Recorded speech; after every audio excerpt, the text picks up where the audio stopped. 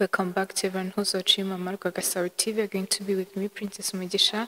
And let's start with the news headlines. Rwanda receives over 100 families returning from Democratic Republic of Congo. At the 8th session of the United Nations General Assembly, Minister Olivier Nduhungirehe called for the stronger global action, the responsibility to protect, focusing on prevention, resilience, and the civil UN action.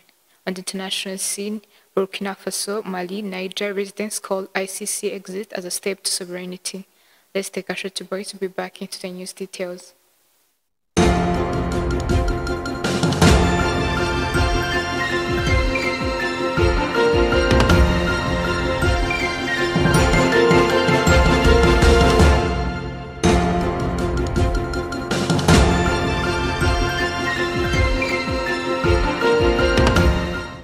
Let's start our news in Rwanda, where the 8th session of the United General Assembly, Minister Olivier Nduhungirehe called for the global action on the responsibility to protect, focusing on prevention, resilience, and the civil UN action.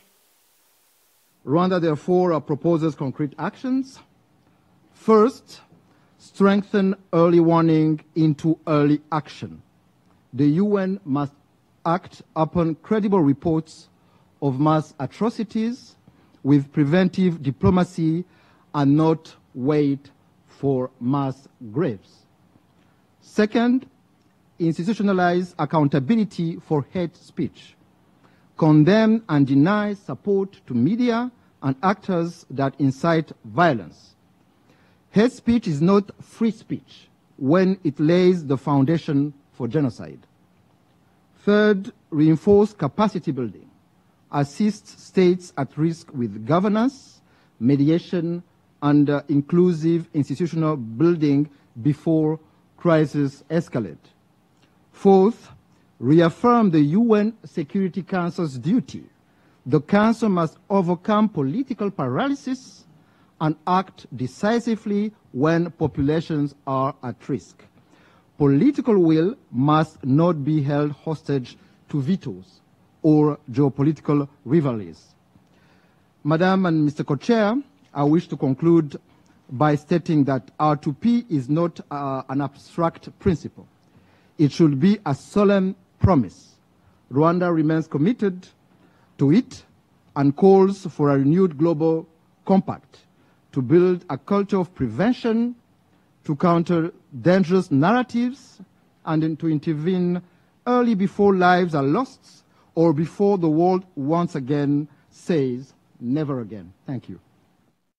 Turning to our next story, at the 8th session of the United General Assembly, Honorable Minister states Yves Dukunda attended the Digital UNG Anchor event celebrating the power of digital for good, for people and prosperity, convened by International Telecommunication Union and United Development, hosted at UN headquarters in New York. This high-level gathering brought together government and industry leaders, civil society, international organizations, and young change makers to spotlight how digital tools are improving lives, shaping inclusive society, and driving prosperity.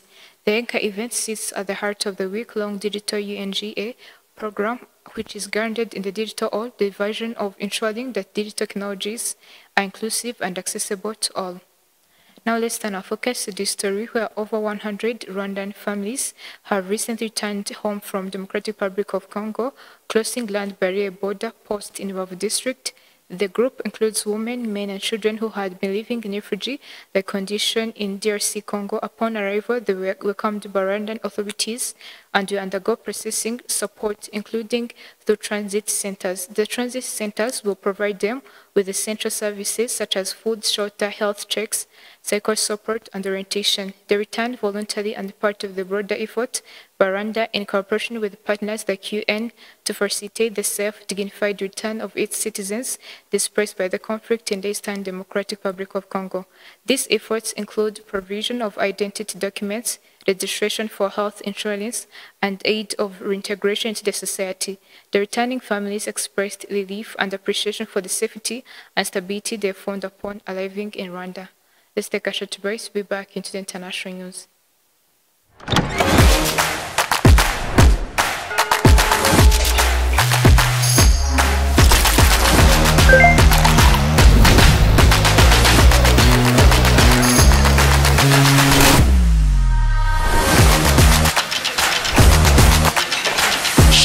so bombastic. Tuwe mu rugero ukeneye kurangura wahamagara nimero ubona muri screen yawe. Bombastic Gin, a product of NBG.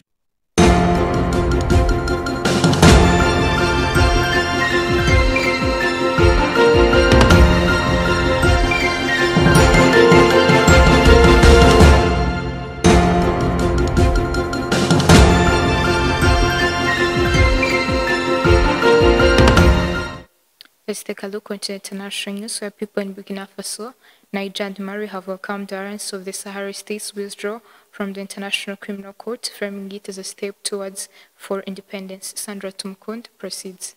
Let's start our international news in Africa. People in Burkina Faso, Niger, and Mali have welcomed the Alliance of Sahel States withdrawal from International Criminal Court, framing it as a step towards full independence. The three members of the West African Alliance on Monday announced the immediate departure from the United Nations-backed body, calling it an instrument of neocolonialist repression. Emmanuel Kafando, a resident of Ouagadougou in Burkina Faso, described the decision as a good one in terms of total independence of country. His view was echoed by another resident in the capital, Lionel Duromango, who said he welcomed the news with great satisfaction and joy. The three military-led states created the alliance in 2023 and have since grown increasingly isolated from West and drawn closer to countries such as Russia. The armies have faced accusation of crime against civilians as violence has escalated in the region against jihadists. The armies have faced accusation of crime against civilians as violence has escalated in region against jihadist group linked to Al-Qaeda and the Islamic State, while supporters in Bamako, Niamey, and Ouagadougou have hailed the withdrawal from the ICC. International observers say it may reduce avenue for prosecuting these crimes. The court was set up in 2002 to legally pursue cases of genocide, crimes against humanity, war crimes, and aggression. Now, turning to another story, US President Donald Trump delivered a fair, nearly hour-long speech at the United Nations General Assembly, taking aim at the UN itself, global climate policy, and Europe's approach to immigration and energy. Trump didn't mince words, calling climate change the greatest con job perpetrated on the world. He accused the United Nations and other international bodies of pushing false climate agenda that, in his view, has crippled national economics. Turning his attention to Europe, Trump warned of what he described as double-tailed monster, the combined threat of unchecked migration and aggressive clean energy policy. Trump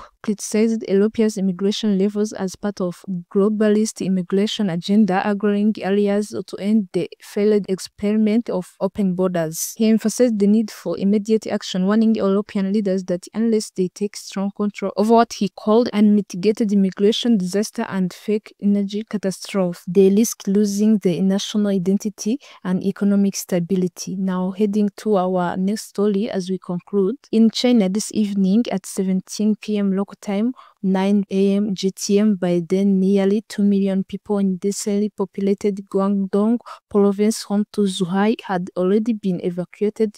Officials have also issued a red alert for 30 days and coastal surge. As the eye of the storms barreled close to mainland, the rain lashed the city's tall building. The wind, already strong, hit the harbour in waves and blasts, which made standing upright almost impossible. Even watching from inside windows in our new hotel creaked under the strain. This hotel is also hosting some of those who have been evacuated from low-lying areas across this province. Families meal around with the few possessions where they were able to grab for the night, while the children danced through the hallways, perhaps just happy to have the day off school. Zhuhai is a popular tourist spot with golf resort and theme parks perched on delta where the Pearl River meets the South China Sea. It is used to typhoon and was prepared for this one. Householders have been tapping up the windows as business had sandbags delivered to put at the doorways to prevent coastal surges seeping into the properties. There has been no panic, just like nation. BBC said that neighborhood watch officers have gone door-to-door checking on residents and local shops to ensure they complied with evacuation orders. We only found discreted few who did not want to close the restaurant too early and lose more hours of business. Saula Sandra Tumukundi, Mama wa Rwagasabo TV. As we come to the end of the news edition today, let's go back with the news headlines. Rwanda receives over 100 families returning from Democratic Republic of Congo. At the 8th session of the United Nations General Assembly, Minister Olivier Nduhungirehe called for the stronger global action and the responsibility to protect, focusing on prevention, resilience, and the decisive UN action. On the international scene, Burkina Faso, Mali, Niger, residents held the ICC exit as a state sovereignty. Thanks for having me. Stay tuned.